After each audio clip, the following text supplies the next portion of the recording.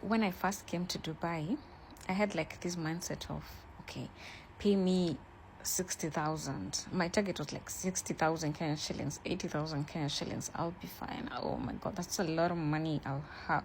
I'm so happy. I'll definitely get paid 80,000. So my first job, my salary was like 3,000. Yeah, so that's what I got offered.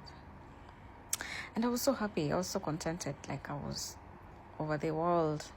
Then, same place I was working in a nail salon, by the way. I was a receptionist in a nail salon.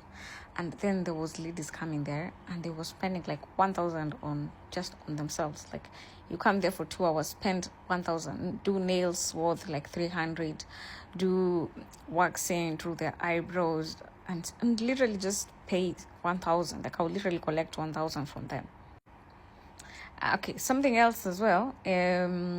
Before I came, I was told that, oh, everybody in Dubai is staying in bed spaces and all.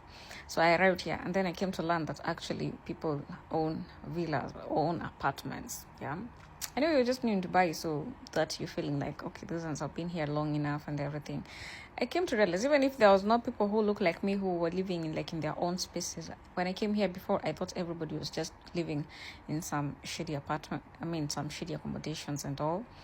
But I'm mentioning all these things because this is what gave me the exposure.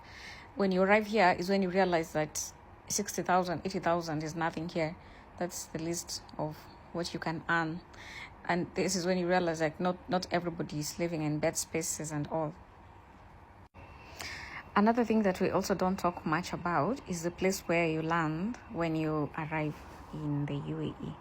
Yeah, like the first environment you enter, it becomes your reference point. That in terms of your salary expectations, in terms of your lifestyle expectations, even to the extent of what you think is possible during your time in UAE. So you can land into some places where everybody is living a certain kind of life, where you cannot see beyond that. You assume that's the best you can do because your fellow countrymen or your fellow people from your country or people from like they're just the environment.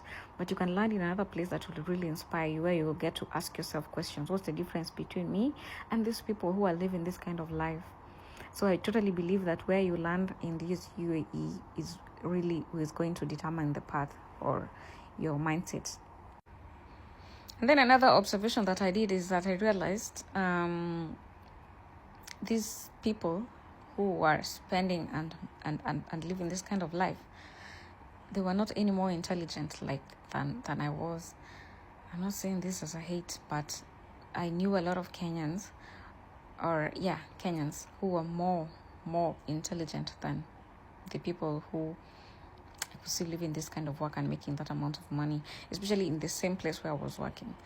I was working with Kenyans. I was meeting a lot of Kenyans who were very sharp, very intelligent, who were managing businesses, and still they were not making any good amount of money. But these people who were spending and living this kind of like normal life, whereby they have their own spaces, they are driving cars, they're able to spend a lot of money on themselves, like spoiling themselves. They were just people who, if you interact with them, you realize that they have nothing extra. They have nothing extra to offer you, like in terms of knowledge, information. Yeah, but I know there exist these people, most probably were not looking like me. They had better passports, maybe they had like different accents.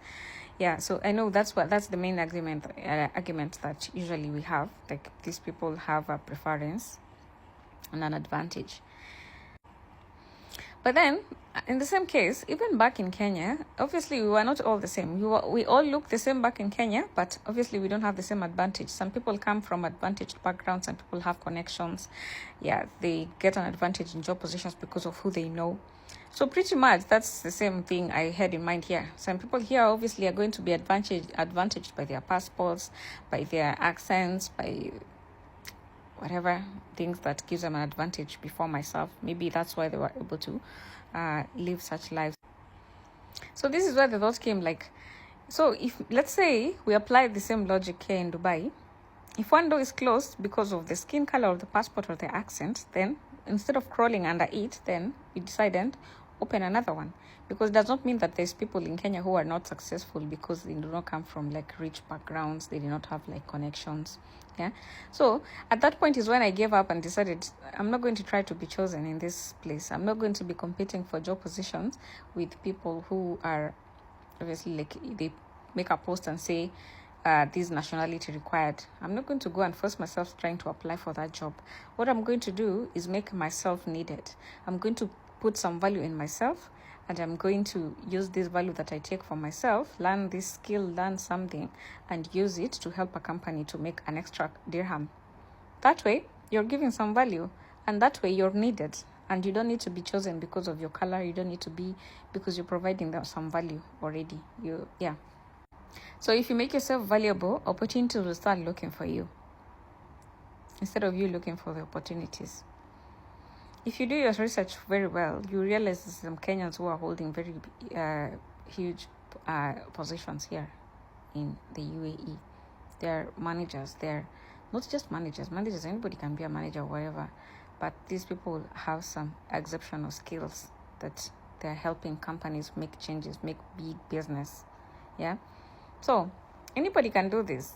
Whether you are, as long as you did your education until Form 4, that's sufficient enough. You're capable of learning a skill.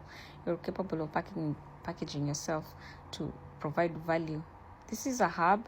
People are here to start businesses, make money.